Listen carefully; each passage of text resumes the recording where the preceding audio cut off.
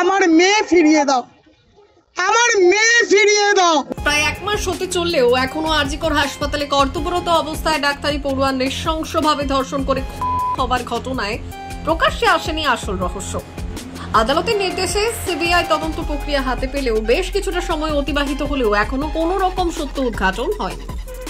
সেই জায়গায় দাঁড়িয়ে আরজিকর হাসপাতালে আন্দোলনরত চিকিৎসক পড়ুয়াদের ডাকে আবারও রাতে রাস্তা দখলে নামলো অশোকনগরের সকল বয়সের মহিলারা সহ সাধারণ নাগরিকরা। এদিন ঘড়ির কাঁটা ঠিক 9টা বাজতেই নিভিয়ে দেওয়া হয় এলাকার আশেপাশের আলো, জ্বলে ওঠে প্রতিবাদের মোমবাতি। যাদের কাছে অবশ্য মোমবাতি ছিল না তারা মোবাইলে ফ্ল্যাশ লাইট জ্বালিয়ে ধরলেন প্রতিবাদের প্রতীক হিসেবে। 8 থেকে 80 সকল বয়সের মানুষকেই দেখা গেল পথে নেমে আরজিকর নৃশংস ঘটনার প্রতিবাদের সরব হতে। রেকর্ড স্লোগান গানের মধ্যে দিয়েই চলল তীব্র প্রতিবাদ। এই নৃশংস ঘটনা যতদিন না প্রকাশ্যে আসছে আসল রহস্য, যতদিন না দোষীরা প্রকৃত শাস্তি পাচ্ছে, ততদিন যেন এই লড়াই চালিয়ে যাবে রাজ্যবাসী। এমনই প্রতিজ্ঞা নিয়েই যেন আন্দোলনে প্রতিবাদীরা, যেখানে পুলিশ থেকে রাজ্যের শাসক দল এমনকি দুর্নীতিগ্রস্ত মানুষদেরও তীব্র ধিক্কার জানানো হলো। প্রতিবাদের মিছিল থেকে এদিন আরও ক্ষোভ উগরে দিলেন প্রতিবাদী মহিলা সহ নাগরিকরা। এদিন অশোকনগর 8 নম্বর কালীবাড়ি মোড় এলাকায় জমায়েত হয়ে অবস্থান বিক্ষোভ চলে বেশ কিছুটা সময়। তারপর মিছিল পৌঁছে বিল্ডিং মোড়ে। এদিন প্রায় কয়েকশো মানুষের জমায়েত হয়েছিল অবস্থান বিক্ষোভ ঘিরে।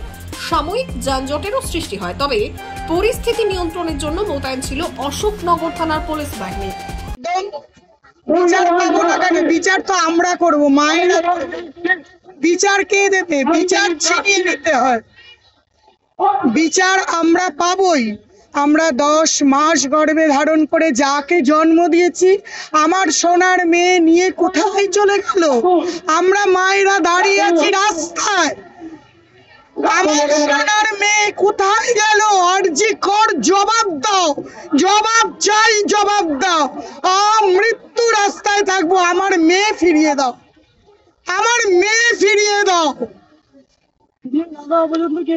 এইভাবেই চলবো যতক্ষণ না ঘুঘুর বাসা ভাঙতে পারছি, এইভাবেই চলবো।